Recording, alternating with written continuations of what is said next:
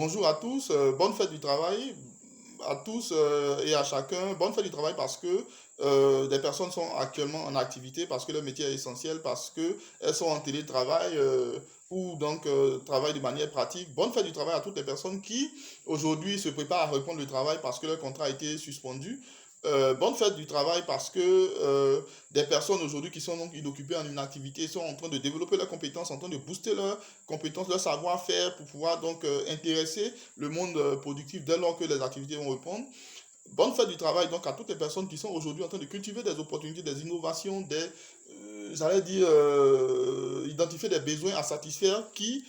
tels quels pourront créer des entreprises qui vont donc recruter, embaucher d'autres personnes. Bonne fête du travail à tous et à chacun. Le travail est d'autant plus important que, en dehors donc de la quête donc du paradis, du salut, c'est donc la dimension la plus importante de la vie de chacun, en plus donc de la quête de la santé et de la satisfaction donc émotionnelle en se mettant donc en couple dans un foyer pour chaque personne majeure et qui soit donc en âge de travailler. C'est d'autant plus important que depuis la nuit des temps, chaque personne a été donc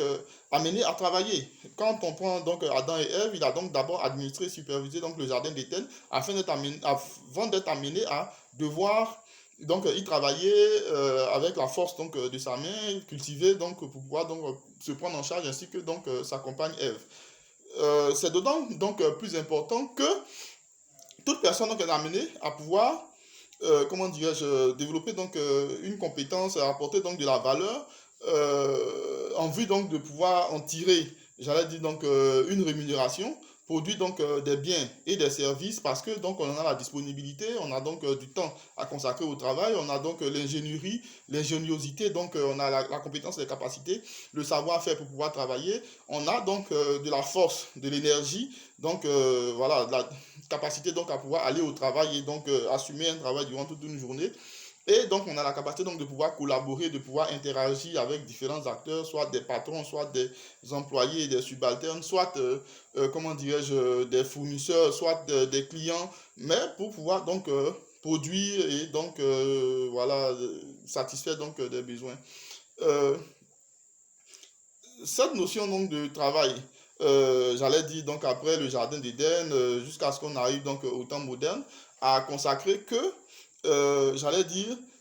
des créateurs soient mis en œuvre, que donc des managers soient mis en œuvre et que ensuite donc la force ouvrière, la force donc de travail puisse intervenir pour que chacun puisse tirer, j'allais dire, partie de l'entreprise. Quand on parle de capital, c'est donc soit des créateurs, des associés, des investisseurs, des groupes d'amis nantis, des familles nantis, des propriétaires d'entreprises, un comité de pilotage, un conseil de personnes qui créent donc l'entreprise, des coopérateurs, des fondateurs, enfin, toutes les personnes qui vont se mettre ensemble pour créer donc une initiative, donc mettre en œuvre donc une entreprise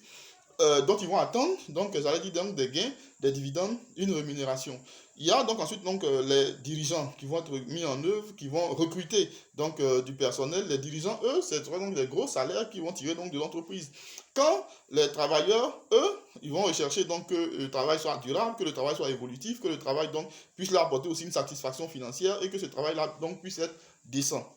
Et c'est la notion donc de décence du travail qui a amené donc à des luttes, voilà, depuis donc la fin des années 1800, les deux dernières décennies des années 1800, et pour aboutir donc après donc la deuxième guerre mondiale à une stabilité de ce qu'on appelait donc la fête du travail. Parce que donc il y a eu une victoire sur les questions de lutte pour avoir donc tout au plus les 8 heures de travail dans la journée. Et cette célébration-là n'a pas pu se tenir aujourd'hui parce que, voilà, l'humanité est confrontée au fait qu'il y a une pandémie et personne ne peut se réjouir, voilà, des millions, des centaines de millions de pertes d'emplois. Et personne ne peut se réjouir du fait que aujourd'hui beaucoup de personnes donc, sont inoccupées, sont en inactivité et ne peuvent pas donc exercer. Et cela donc pose sérieusement et fondamentalement un problème à toute l'humanité. C'est le lieu donc de solliciter donc que les bailleurs de fonds multilatéraux, que j'allais dire le système des Nations Unies, que j'allais dire tout donc les bailleurs de fonds puissent